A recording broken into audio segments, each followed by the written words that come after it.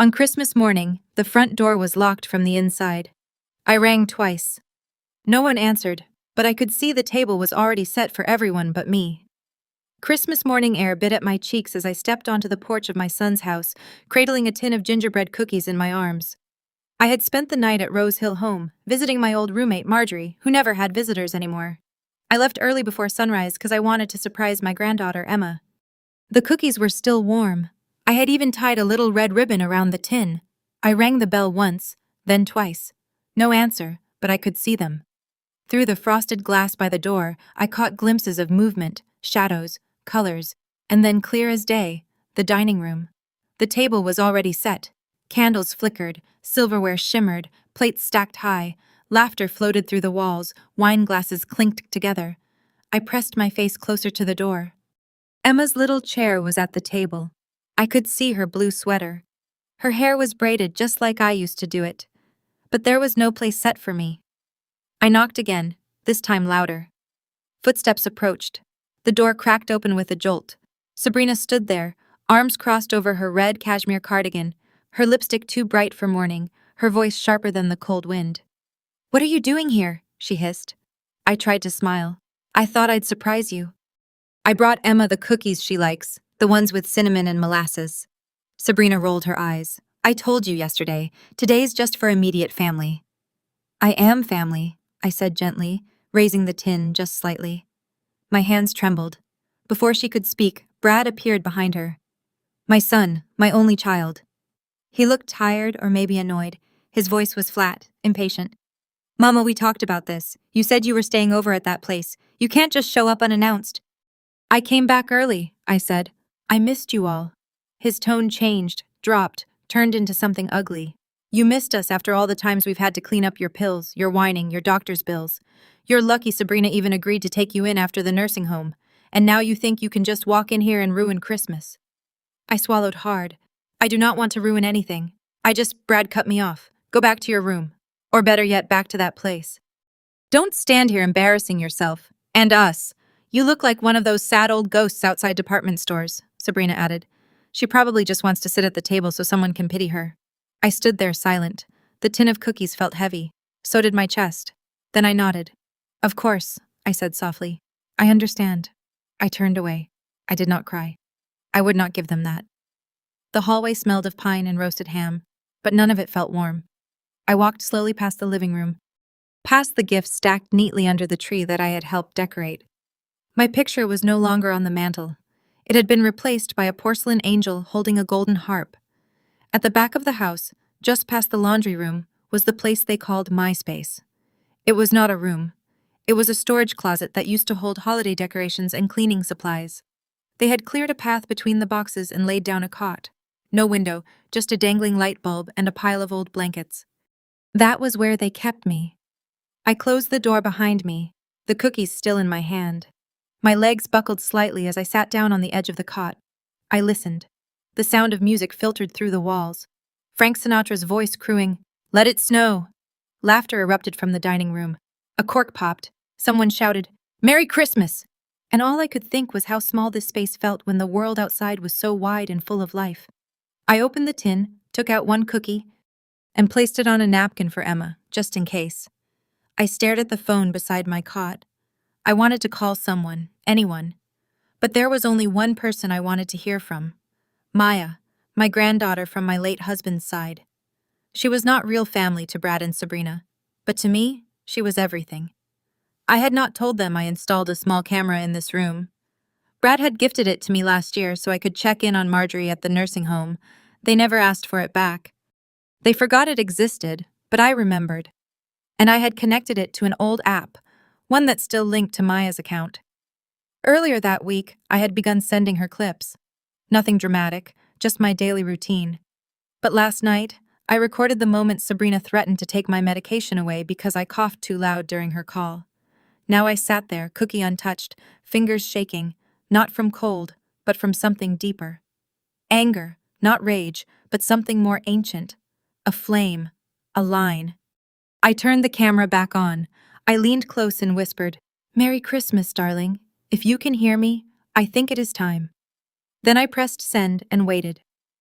Outside the storage door, laughter turned to silence. Someone mentioned Grace. Someone else raised a glass. And I sat alone, holding a cookie in one hand and my name in the other, because I knew whatever happened next, I would not knock again. The closet was dark again, but not silent. My breath came slower now, steadier. As I reached for the only real light I had left, my old phone. It was scratched and slow, but it still worked. I opened the app, the screen flickered to life, and there she was, Maya, my granddaughter, my girl, Grandma. Her voice came through like warm water in winter. I leaned close to the camera. Yes, sweetheart, I need you to see something. I tilted the phone upward, letting her glimpse the narrow walls, the hanging bulb, the folded cot with my knees pressed together on it. I turned the camera toward the door, the bolt still drawn tight from the outside. This is where I live now, I said quietly. They say I'm safer here. They say I should be grateful. Maya didn't say anything for a few seconds. Then they locked you in. Only when company comes over, I replied. So I don't ruin the atmosphere. I heard her breath catch. I'm calling Dad right now. No, I stopped her gently. Don't call Brad. He'll only make it worse. She knew better than to argue. She always had. I need you to listen carefully. There's a box under my cot, wooden with a blue ribbon. I kept it for years. It has the handwritten will your grandfather left, and your baby blanket. Mine, she whispered. You used to cling to it every night when your parents left you with us. You called it your cloud. I kept it because it still smelled like baby powder and you. I paused, eyes stinging. I think it's time to use what's in the box. She nodded slowly through the screen. What do you need me to do? Before I could answer, I heard footsteps. Then the lock on the door clicked loudly. I hurried to turn the phone screen off and slid it under the thin pillow. The door opened. Brad walked in. No knock, just stormed in like I was some squatter. Behind him was Sabrina. Red wine in one hand, a manila envelope in the other. Sabrina's voice was all sugar and vinegar. Hope you're ready to do something useful today. I stood. My knees creaked louder than I'd like, but I didn't let them see me wobble. Brad tossed a pen onto the cot. Sign the papers. What are they? I asked. Transfer of property, Sabrina answered. It's just legal cleanup. Since you've already said you don't need the house or the land, this makes it official. I never said that. Implied. Brad shrugged. Look, Mom, it's just easier this way. Less tax crap. You don't want to die and leave us in probate hell, do you? Sabrina stepped forward, sipping her wine like she was on a patio. And before you think of being stubborn, just remember if you sign, maybe you get moved into a real room again. If not, well, the shed's got a lock too. I stared at them. You're threatening to put your mother in the shed. You're threatening to ruin our lives. Brad snapped. Sign the damn papers, or don't complain when you're cold tonight. I didn't move. I looked at them both. Really looked. Brad used to have soft eyes when he was little. He would climb into my lap after nightmares and hold my hands like they were treasure maps. Now his eyes were hard, full of dust, full of debt. I'll think about it, I said finally, folding the papers without touching the pen. Sabrina raised an eyebrow. Think fast because I'm not waiting another week while you get sentimental. They left without another word. The lock clicked again. Once I was alone, I pulled out my phone. Maya was still watching. You saw it? I whispered. I recorded everything, she said. I'm going to a lawyer, I nodded. Start with the will. Grandpa left the house in my name. Yes, but more than that, he wrote why. Maya was already typing. Do you still have the recording of them locking you in? All of them. And the threats? I do. She hesitated. You don't want me to go to the police yet, do you? No, I said, voice calm but firm. Not yet. Then what? We wait until they ask again. They will. That night I didn't sleep. Not from fear, from memory. I lay in the dark with the wooden box pressed against my chest, fingers tracing the folded edge of that baby blanket. The smell was faint now, like the last ghost of spring and winter. But it was there. Maya was the last person who ever hugged me because she wanted to, not because someone told her to. She was love that didn't ask to be earned. And now I would show her that love could fight back. Because sometimes the strongest move a woman can make is not signing something, but refusing and waiting to be heard. The room was too warm, lit with golden string lights and fake cheer. I could smell the cinnamon potpourri they'd put out for the guests earlier, now just masking the scent of tension. My feet shuffled on the rug as they pulled me forward, Brad on one side, Sabrina on the other. They didn't bother hiding it anymore. There was no, "Mom, can we talk?" No performance, just power. Sabrina dropped a thick envelope onto the table beside the untouched fruitcake, her voice sliced through the quiet. "The only Christmas gift I want is your signature, Nora," she smiled. Not politely, not kindly. "And if I don't get it," she added, "then no blanket tonight, and no pills either. I'll just forget." Oops. I blinked at her. My joints were already aching from the cold. My pills, blood pressure, cholesterol, sleep were lined up on a little tray in the kitchen. Locked. She had the key. Brad leaned closer, resting his hands on the back of the leather chair. Voice lowered like he was negotiating a car sale. "Mom, what are we doing here? You're 74. You want to drag this out over another 5 years? Why?" I stayed quiet. He glanced at Sabrina, then looked back at me with that same tone. Half pity, half push. "I'll take you back to the nursing home right after New Year's. You won't have to see us again. Okay, just sign and it's done." I stared at him. There was a time, God help me, that I would have done anything to make my son's life easier. I sweat his costumes when we couldn't afford them. I worked night shifts when his college tuition went up. I stayed with him when he cried over his first broken heart. Now here he was offering to trade a signature for a blanket. "You're asking me to sign away my husband's house," I said softly. "The house he built. The house where I gave birth to you." Sabrina scoffed. "We're not asking. We're offering a warm bed instead of a cold floor." Brad crossed his arms. "You're the one making this ugly, Mom." I looked at him, then at her, and for a moment, I didn't feel small anymore. I felt sharp. "You want a Christmas gift?" I said, my voice low and steady. They both stopped. "Then here it is." I reached into the pocket of my cardigan and pulled out my phone. I tapped the screen and held it up to face them. "It's already been sent to my attorney and to Maya." Sabrina narrowed her eyes. "Sent what?" I stared at her. "The video of you locking me in, of you threatening me, of you taking my pills and laughing about it. It's all there." Brad's hand slammed to the table. "You're bluffing." I didn't blink. "Am I?" There was a beat of silence. Then Sabrina lunged forward. "Give me the phone." I stepped back. "Touch me," I said. "And I promise by the time Maya lands, the police will already have a copy too." Her hand froze midair. "She's coming here?" Brad asked, panic creeping in. "Why?" "Because she remembers what it's like to be held when she cries. And she knows how to hold back when she's angry. Unlike some people. You think she's going to save you?" Sabrina spat. "She's a kid with a job in another state. She doesn't even have a lawyer." I smiled just a little. "She does now. His name is Michael Chan, probate and elder law specialist." Sabrina looked at Brad. "What the hell is happening?" Brad paced, hand on his forehead. "You're making a mess, Mom." "For what?" "A few more years in this place." "No," I said. "For a few more nights where I can sleep without being afraid." Their faces twisted, first in confusion, then in fury. "You want to burn this family down?" Sabrina said. "Fine, just don't expect anything when you're alone in a state-run facility and no one visits." "I've been alone," I replied, voice barely a whisper. "This is just quieter." Brad let out a bitter laugh. "So what? You're the martyr now? You'll win a lawsuit and die alone with a cat?" "No. I said I'll win back my name and my dignity, and maybe I'll help others do the same." He stared at me, jaw tightening. Sabrina turned away, muttering curses under her breath. I didn't flinch, and for the first time in years, I didn't apologize. I walked myself back to the closet and shut the door behind me. Not because I had to, but because I chose to. On the other side of the lock, they began arguing loudly, panicked. But I wasn't listening anymore. I had done enough of that.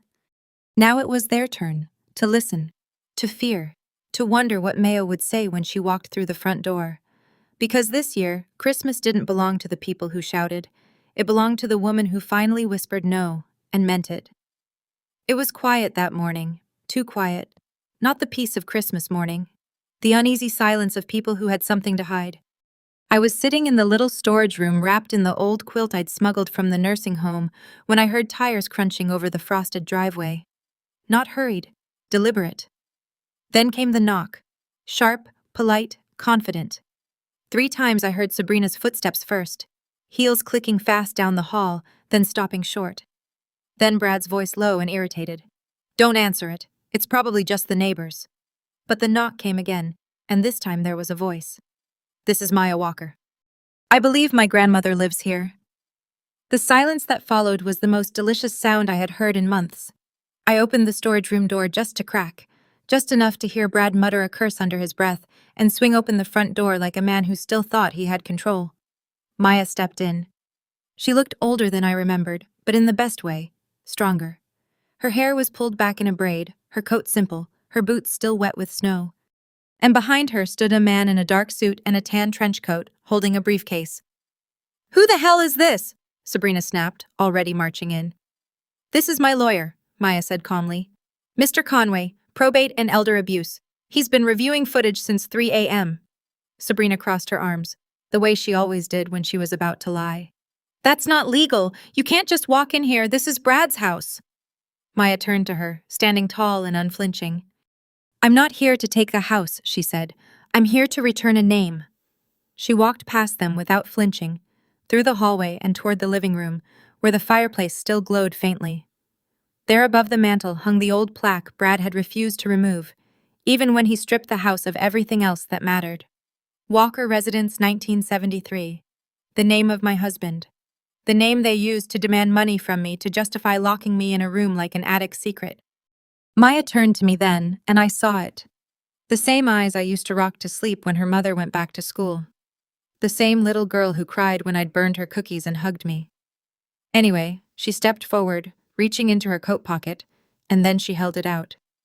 The paper, the one Sabrina had forged, printed from her home office, forced into my shaking hands, demanded I sign.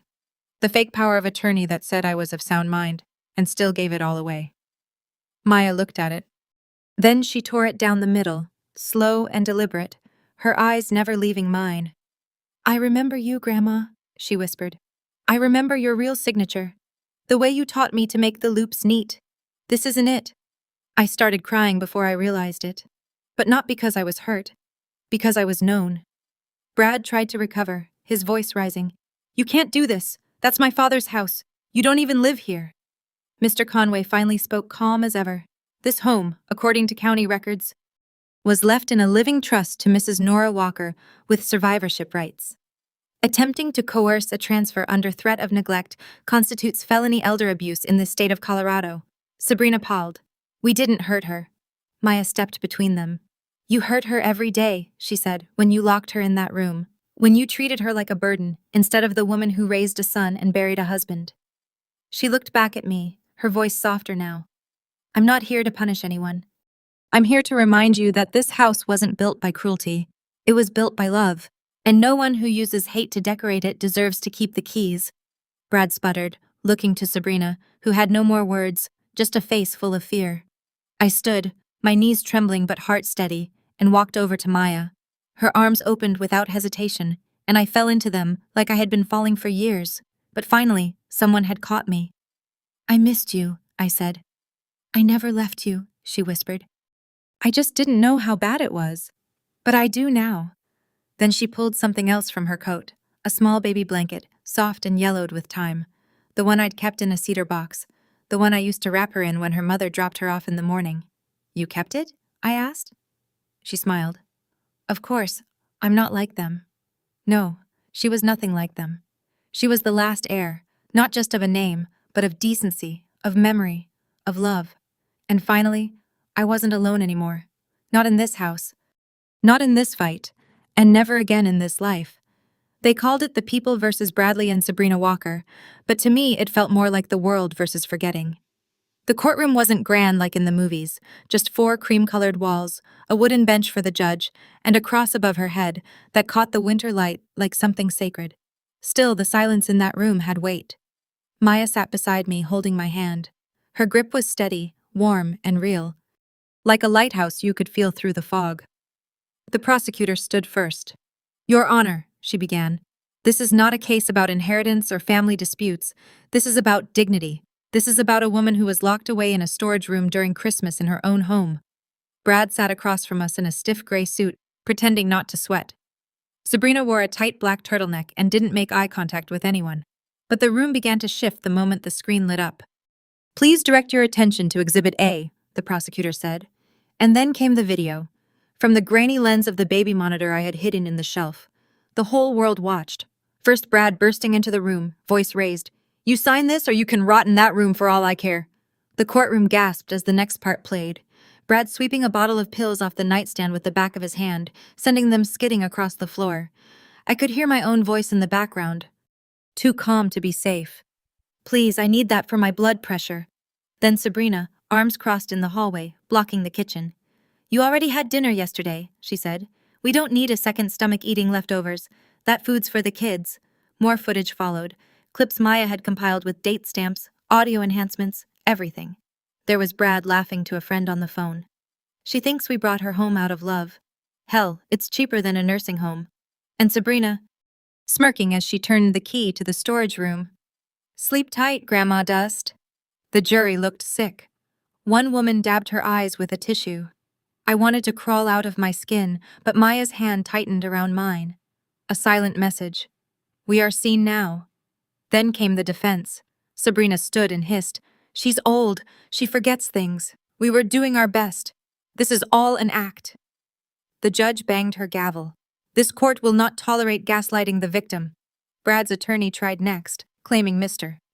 Walker was under emotional strain, supporting an elderly parent in the home without training or financial aid. But the judge wasn't fooled. "Financial strain does not justify abuse," she said, voice like steel under silk. "And locking someone in a dark closet is not a caregiving method." Then it was Maya's turn to speak. She stood, looked directly at the judge, and said, "My grandmother isn't forgetful. She's the one who taught me to read. She's the one who nursed me through flu when my mom had double shifts. If anything, we are the ones who forgot her." Silence followed. Even Brad didn't dare look up. The judge took her time before speaking. Then she read the ruling aloud. "Bradley Walker and Sabrina Walker, you are hereby convicted of the following charges: elder abuse, forgery of legal documents, attempted financial exploitation of a dependent adult." Her voice never wavered. "You are to serve a combined sentence of 12 months under house arrest with court-mandated counseling and community service in elderly care. You are permanently barred from all contact with Nora Walker. Any violation will result in imprisonment." Brad slumped. Sabrina's jaw clenched so tight I thought it might shatter. But the judge wasn't done. "To Mrs. Nora Walker," she said, turning to me, "this court offers not just legal protection, but recognition. What was done to you was cruel. It was not your fault, and it will not be ignored." That was the moment I cried. Not because I was broken, because I was believed. Outside the courtroom, reporters waited with their cameras and notepads. "Mrs. Walker, how does it feel to get justice on Christmas?" I held Maya's hand tighter and said, "Justice feels like being invited to your own family again." We didn't go back to the house. We never even looked at it again. That evening, Maya took me to her apartment, where a small tree blinked in the corner, and a single plate sat waiting for me at the table with my name and gold marker on a card. A real place at the table. Finally. The courtroom doors opened with a groan behind me. Cold air rushed in, biting at my cheeks. But it felt cleaner than the air I'd been breathing for years. I didn't walk out alone. Maya was by my side, her arm looped through mine like it had been there all my life. Her steps matched mine. Slow. Deliberate, steady. The crowd outside was already buzzing. Microphones, cameras, shouted questions, flashes. I wasn't prepared for all of it, but I also wasn't afraid of it anymore. A reporter leaned forward, shoving a recorder toward my mouth. "Miss Walker, do you have anything to say after today's verdict?" I paused. Then I looked directly into the nearest camera, the lens cold and glinting, and I said, "I lost a son today, but I didn't lose myself." There was a silence. And even the cameras seemed to stop clicking for a second. I didn't lose my mind. I didn't lose my heart. I still have both, and I intend to use them, not just for me, but for anyone out there who's ever been locked away, called a burden, or told their life no longer matters. I heard Maya exhale beside me. She wasn't crying. She didn't need to. Her grip on me was enough. That night, I sat beside her on the couch while she uploaded the entire courtroom footage and video clips I had recorded. She added a simple title: "Christmas Shouldn't Hurt, Nora's Story." She posted it to every platform that would take it: Facebook, YouTube, TikTok, even Reddit. It spread faster than I could have ever imagined. Thousands of comments came in. My grandma went through the same thing. I thought I was the only one. Thank you, Nora, for speaking up. It stunned me how many of us there were. The next morning, I received a call from a social worker in Ohio, then another from a nonprofit in Oregon. An elderly woman from Florida wrote me a letter by hand and sent it overnight. They call me forgetful too, but I remember who I was. Thank you for reminding me. For the first time in a long time, I didn't feel alone. Not in a fake Hallmark card way, but truly deeply seen. And that's when I knew I wasn't going to let this just be a sad story with a courtroom ending. I wasn't going to sit quietly in Maya's guest room, sipping tea and knitting scarves while time ticked by. I'd been silent too long. I called a woman named Judith who ran a community legal aid center, then a man named Raul who worked with elder housing rights. I gathered Maya and a few of her friends, young driven people who didn't look at us old folks like worn-out furniture. And together we did something that made my heart beat faster than anything I'd felt in years. We started a project, a sanctuary, a real place. Christmas shouldn't hurt, a shelter for the forgotten. We rented an old house on the edge of town. Nothing fancy, just 5 rooms, soft beds, hot meals, and ears that listened. We painted the walls with warm colors, hung family photos, not of us, but of the residents, of who they used to be and who they still were. One woman, Janice, came in after being kicked out by her own daughter. She'd been living in a car with her dog. Another, Mr. Huang, hadn't spoken in months after his son dumped him in a home and never came back.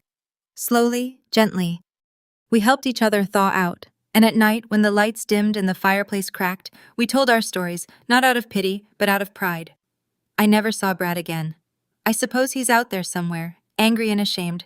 Maybe not even sorry, but that's okay because I've learned something Maya once whispered to me back when I felt like a ghost in a storage room.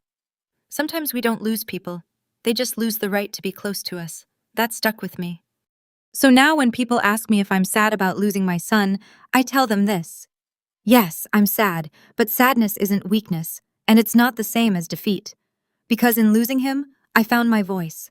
I found Maya, I found purpose, and I found every forgotten grandmother and grandfather who needed someone to say, "You still matter. You always did." This Christmas, I didn't put up a tree or hang lights. I put out 6 extra chairs at dinner. All of them were filled. 1 year later, I stood in a house that was never meant to exist. It didn't smell like antiseptic or soup from a can. It smelled like cinnamon and wood polish. It didn't echo with television sets blaring at full volume or nurses shouting down hallways. It echoed with laughter, real deep belly laughter, the kind that only happens when someone remembers they still belong. We called it Christmas Shouldn't Hurt. That name wasn't chosen for drama. It was the truth. For far too many of us, holidays came with locked doors, silent rooms, and the ache of being politely forgotten. Now, it was a shelter, a home, a place for anyone over 60 who had been told, "We don't have space for you anymore," or "You're better off somewhere else." Place for those called burdens, moochers, waste of space. We gave them back their names. We gave them their mail, their own keys, their photos on the fridge. We gave them their story.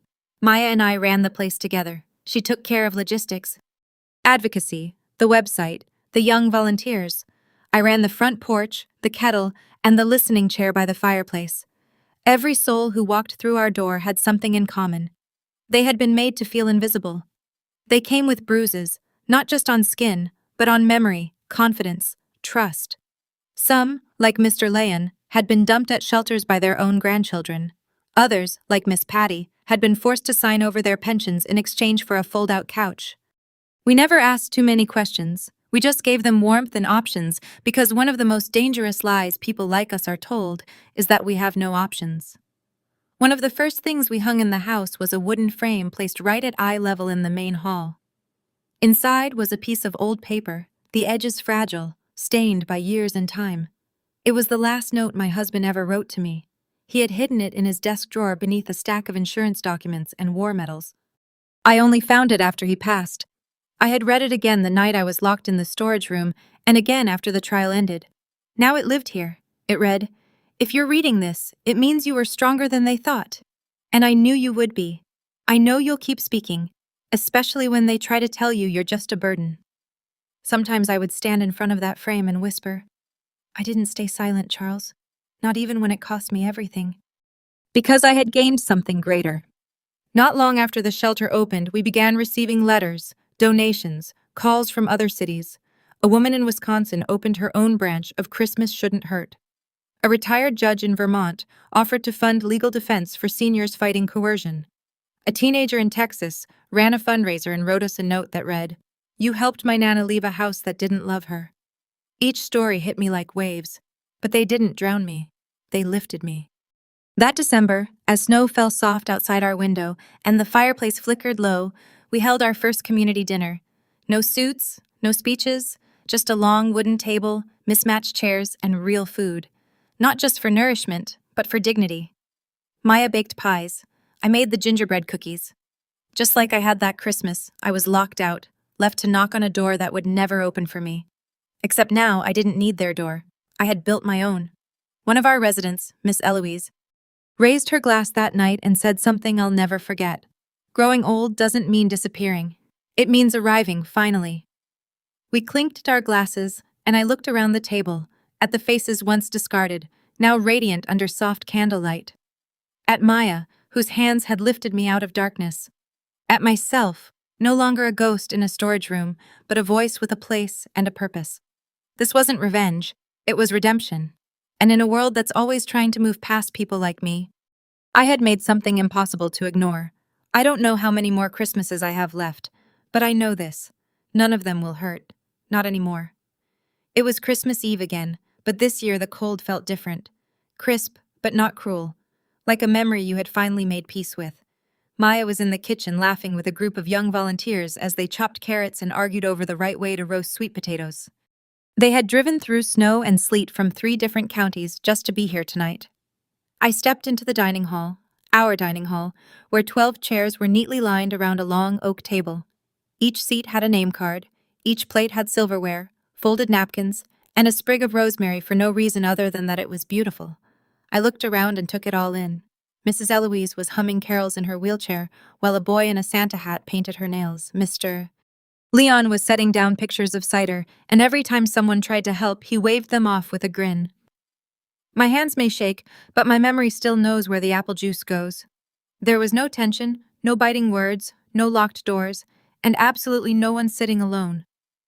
When Maya stepped into the room carrying 2 trays of stuffing, I called out with a smile, "This year the table is full, and no one's left in the dark."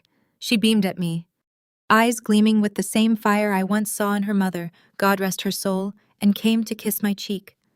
We sat down to eat, all of us. No head of the table, no hierarchy, just a family built not from obligation, but from choice. The fireplace flickered low.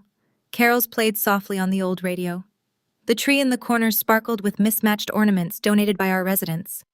Each one a story, a scar, a survival. And above the door hung a wooden sign, freshly carved and stained by one of the volunteers from town. It read, "Inheritance can be divided, but dignity cannot." I stared at that sign longer than I should have. The words hit me like a truth I had always known, but never said aloud, because I had lost things. Property, family. Silence had cost me almost everything once, but what I had gained could never be taken away. That night, before I went to bed, I stood outside for a moment. The snow was falling soft and slow, like feathers from a tired sky. I could hear laughter still bubbling through the windows, the clink of mugs, someone trying to play Jingle Bells on an out-of-tune piano, and I whispered a thank you, not to anyone in particular, just to life. To the second chance I didn't know I had, to the quiet war I had fought and won. I no longer needed to prove myself. I no longer needed to be let in. I had built the door, and now I held the key. If you've ever been told you're too old, too much trouble, or simply in the way, remember Nora's story isn't just meant to be told. It's meant to light a truth. You deserve love, dignity, and respect, right to your very last breath.